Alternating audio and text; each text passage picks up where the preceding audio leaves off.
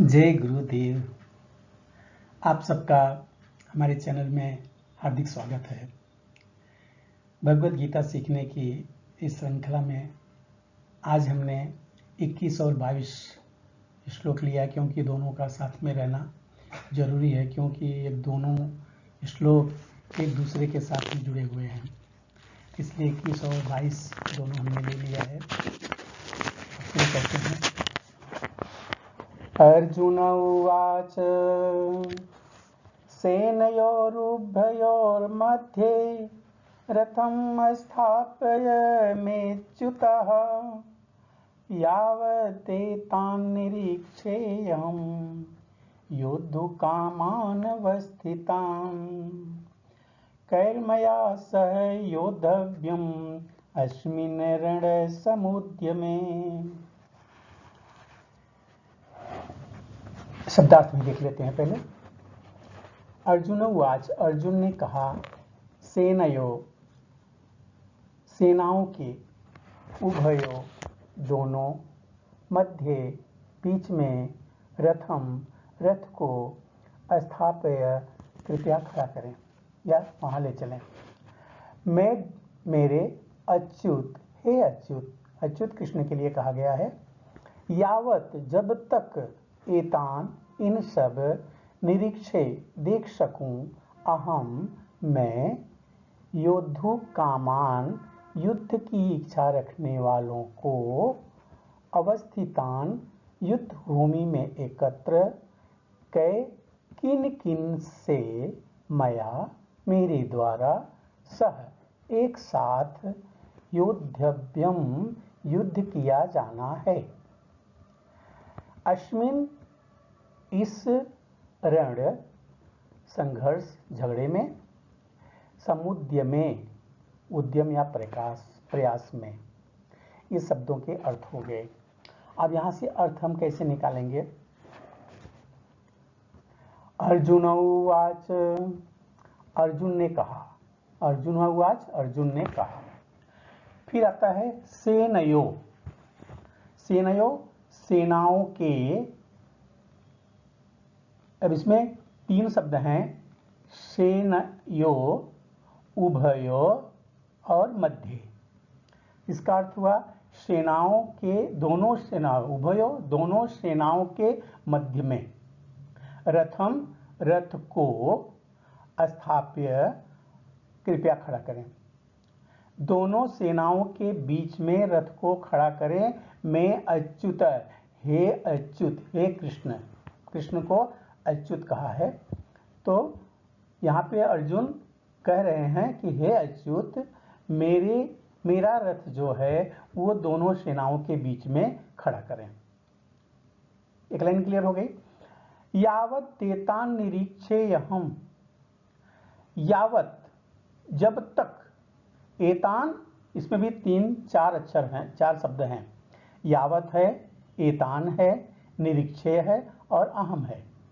यावत देता एतान निरीक्षे अहम, यावत जब तक इन सब को देख सकूं, मैं जब तक इन सब को देख सकूं, इस जगह पे मेरे रथ को दोनों सेनाओं के बीच में ले चलो हे अर्जुन, जब तक मैं इन सबको देख सकूं। किस लिए? योद्धु कामान वस्थितान, युद्ध की इच्छा करने वालों को, योद्धु कामान वस्थिताम, युद्ध की इच्छा करने वालों के, युद्ध कामान युद्ध की इच्छा करने वालों को, अवस्थितान युद्ध की भूमि में एकत्रित। और आगे क्या लेते हैं, कैर्मया सह योद्धव्यम अस्मिन् रण समुद्य में।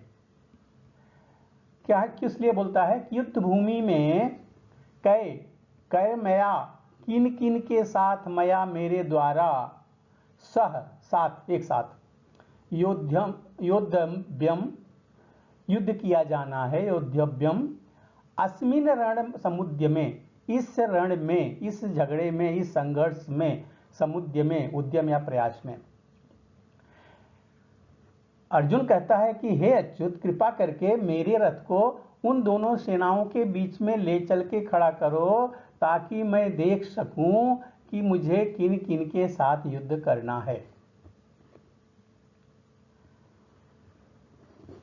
जब उन्होंने वहां पे देखा कि भाई धृतराष्ट्र के पुत्र लोग हैं सब वहां पे, तो उन्हें सोचा कि चलो भाई देखे तो सही कि कौन कौन हमें यहाँ पे किन के साथ युद्ध करना है। एक बात इसमें और है कि यद्यपि भगवान श्री कृष्ण वो तो भगवान है ही हैं, किंतु वे अहेतु की कृपावश अपने मित्र की सेवा में लगे हुए हैं।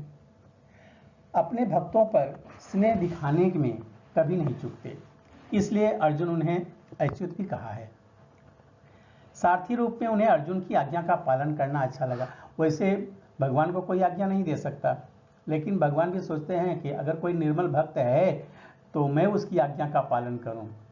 तो भगवान को भी खुशी होती है कि उसने श्री कृष्ण बोले कि मैं तो युद्ध नहीं करूंगा। बोले कोई बात नहीं, आप मेरे रथ पे रहना।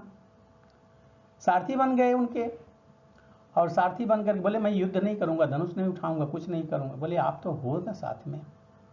तो जब भक्त भगवान के ऊपर पूरा भरोसा करता है तो भगवान भी उसी हिसाब से, और अच्छा भक्त भी ऐसा है जो धर्म के साथ चलने वाला है, तो भगवान तो उसके साथ रहने वाले ही हैं।